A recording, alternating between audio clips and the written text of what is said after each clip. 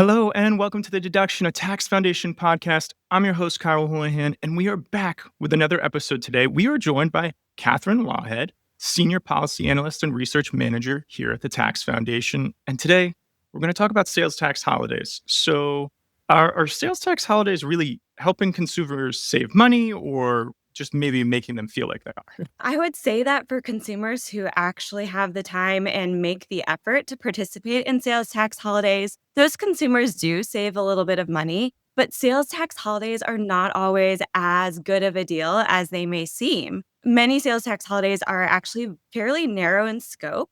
And so they only apply to certain things. And so if you need school supplies or computers or hunting supplies or clothes, that might be good for you.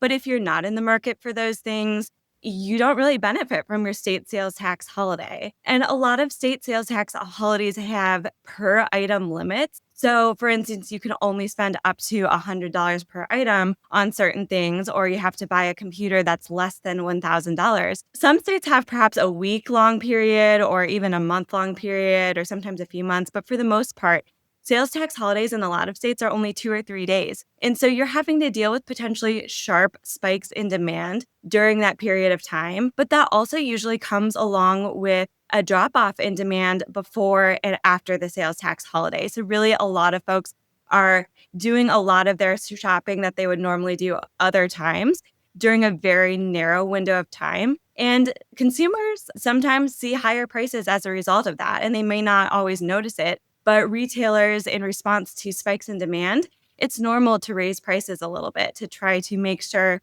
that they don't run out of stock. And so price increases are certainly part of the challenge here, and they can make sales tax holidays less beneficial than they may seem. What about low income families? Does this help them, hurt them?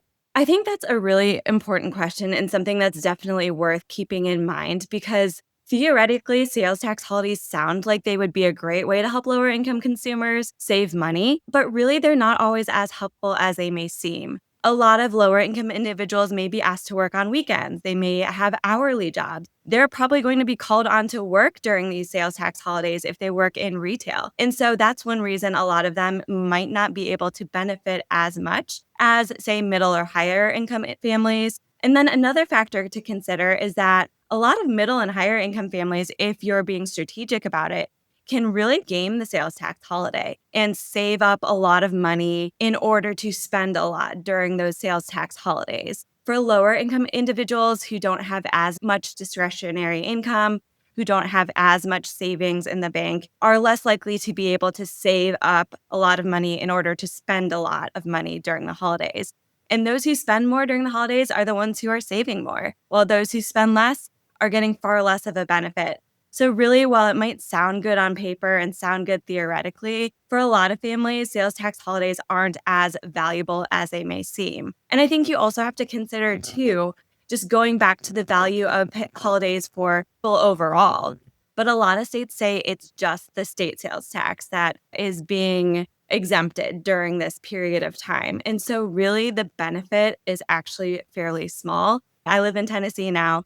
We had a sales tax holiday last weekend, the weekend of July 25th. And I considered going out to try to buy some clothes that I was planning to buy otherwise, but ended up not really having time. It was a 3-day window, so I didn't participate in the sales tax holiday. But I heard from my mom that she ended up going to Walmart for something completely unrelated. All she needed was a 9-volt battery from Walmart during the sales tax holiday. She didn't realize it was the holiday. And so she ended up going to Walmart at 9 p.m. on a Sunday night on the last day of the holiday. And she said she does not recommend it. The lines were so long that she ended up kind of waiting around in the store before she got in line, kind of browsing just to not have to wait in line for so long to buy her 9-volt battery that wasn't even part of the holiday. Now, she's pretty into arts and craft supplies. She could have perhaps bought some watercolors or some paper, and maybe she would have bought like $30 worth of that to be able to take advantage of the holiday. But even in a high sales tax state like Tennessee, that would have only saved her $2.93 if she had bought like $30 worth of arts and craft supplies. So not really a great deal for a lot of people. First off, I cannot stand waiting in line. So I would not have done that. And also, maybe it's a little bit of a rookie move to go late on a Sunday. I feel like grocery stores on Sundays are like the worst thing. I try to go to Trader Joe's sometimes, and it's like, oh my God, it's like overwhelming with how many people are there. But it's interesting to me that, it's crammed into such a small window. I feel like that makes it really hard. And a little bit like, yeah, like you couldn't take advantage of it, or a lot of people, like you're saying, can't take advantage of it. And all of these limits that are placed on it, I don't know. It makes me wonder about the design of all of this and if it works as well as we think it could. Absolutely. I mean, it creates a situation where decisions about if you want perhaps a lesser quality good, say a computer that's not quite what you want, but it's under that $1,000 limit versus a computer that might be $1,100 and it's more of what you want, but it doesn't qualify at all for the sales tax holiday. So this is what we call economic distortions. And so it's forcing people to make decisions for tax reasons that they wouldn't necessarily make otherwise. And so really that just creates distortions, it creates inefficiency. You're spending a lot of money on these sales tax holidays, but for a very targeted set of people who are able to actually go shopping during those periods of time. So not really the most efficient way to do things. No, it doesn't seem so. But then why are they so popular? I think there are several reasons sales tax holidays are popular, and I think it really comes down to the fact that consumers, politicians, and businesses are all fairly enthusiastic about sales tax holidays. So that's kind of the perfect trifecta of stakeholders that would need to be pretty engaged in order to make these happen. From a consumer's perspective, who doesn't love a discount? Everyone likes to feel like they're getting more value for less money. A lot of people right now are feeling really stretched thin financially, especially coming off a period of years of high inflation. And so people are really looking for ways they can make their money go further. Sales tax holidays do seem like a way for consumers to save some money on things that they usually were planning to buy anyway. Many politicians like sales tax holidays because they tend to generate a lot of public enthusiasm. They get people talking positively about something the government did. And it's a lot easier for politicians across the political spectrum to get together and offer a temporary 1-year sales tax holiday for 2 days during that year than it is for them to actually sit down, work across the aisle, try to get things done to actually reform their tax system in a way that helps grow the economy, hopefully provide some relief for taxpayers across the board. Reform requires a lot of hard decisions that sales tax holidays don't really require. And then also from a business perspective, if your industry is included in the sales tax holiday, that's free advertising for your industry, and that's government run advertising. So that gets people in the doors. And for a lot of businesses, you're going to support, at least publicly, anything that gets people in your doors. Now, there are a whole host of internal kind of behind the scenes costs for businesses and burdens on businesses associated with these, but they look good. And I think also too, those tax holidays kind of subtly have a way of tapping into people's desire for a stronger sense of pride in their states and their local communities. They're heavily advertised by local media. They kind of get people together in a feel-good, community-centric type of event. So I think people kind of want something like that. And so this is an easy way of doing that. But does it actually provide real value in a lasting way that also grows the economy? The evidence shows that it really doesn't. The vast majority of the consumption that occurs during sales tax holidays is consumption that would have occurred anyway, but was shifted into that very narrow window of time. So not ultimately the best way of going about tax reform. And true tax reform, if folks really sat down to try to make it happen, could be just as popular as sales tax holidays, but it's difficult to get there because sales tax holidays are an easier lift. It's sort of the low hanging fruit, and it kind of like pleases everyone. Well, not us at the Tax Foundation, but I would say, it maybe has this selling point that feels a little bit like, like shop local or buy local, but it doesn't really have that effect or create or help local businesses maybe in the same exact way. So I think that's kind of an interesting part of this, where you're saying it does kind of create there's these ads around it. There's sort of this publicity around it. You mentioned something about like costs for businesses. So what are some of the hidden costs for small businesses during sales tax holidays? So, a lot of people assume that sales tax holidays are really helping businesses, but in reality, they put a lot of additional strain on many businesses, especially smaller businesses, because they throw the normal sales tax code out of the window for a very small, limited window of time. And so businesses are forced to comply with a completely different set of rules. There's legal implications for this, so they have to be careful about not accidentally collecting sales taxes on things that are supposed to be tax-free during the holidays, not failing to collect sales tax on something that is still taxable during the holidays. So that requires combing through state statutes, rules, and regulations. Large corporations tend to have entire teams of people dedicated to compliance, but that's not the case with most small family businesses, mom and pop shops that are also forced to comply with these because businesses don't have a choice. They have to participate in this. If you sell a good that is part of the holiday, even if you only sell one good that's part of the holiday, you have to offer an exemption for that. And so you have to adjust your cash register settings, make sure that you're doing this the right way. And that can be really complicated. I think one interesting example is New Mexico. So they have a sales tax holiday this year on back to school things. So that includes a lot of what you would traditionally think of as back to school, your backpacks, I think computers and some clothes are part of this holiday.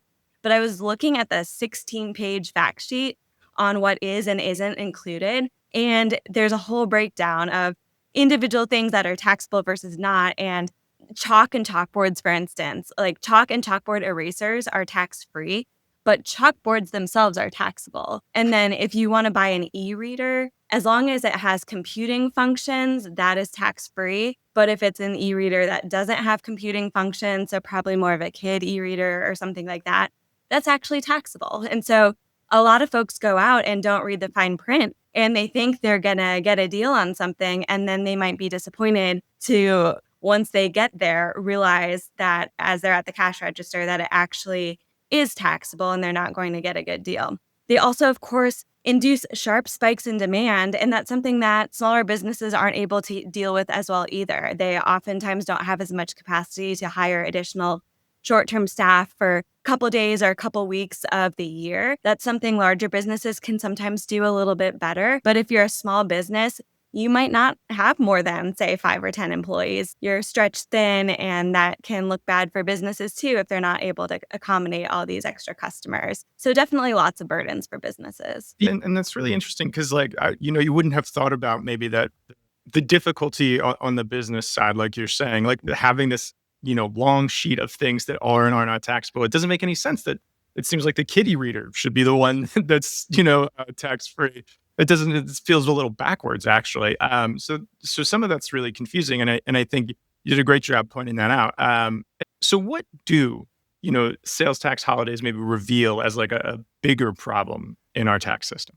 So, sales tax holidays are a net revenue loser for states. So, when states offer sales tax holidays, they're actually admitting that the sales tax brings in more revenue throughout the rest of the year than the state actually needs to fund government services. And so that means that the sales tax rate throughout the rest of the year on all the other things you buy is a little bit higher than it needs to be if your state offers a sales tax holiday. So instead of offering a sales tax holiday that creates a very temporary set of exemptions for only a favored set of products, it would make a lot more sense if more states revisited these and said that they would rather trim the sales tax rate throughout the rest of the year in order to provide relief no matter who you are, what you buy, whether you're able to get time off during a certain, period of time or not. If your sales tax rate is even a little bit lower throughout the rest of the year, everyone's going to benefit from that. And so it might not be as splashy of a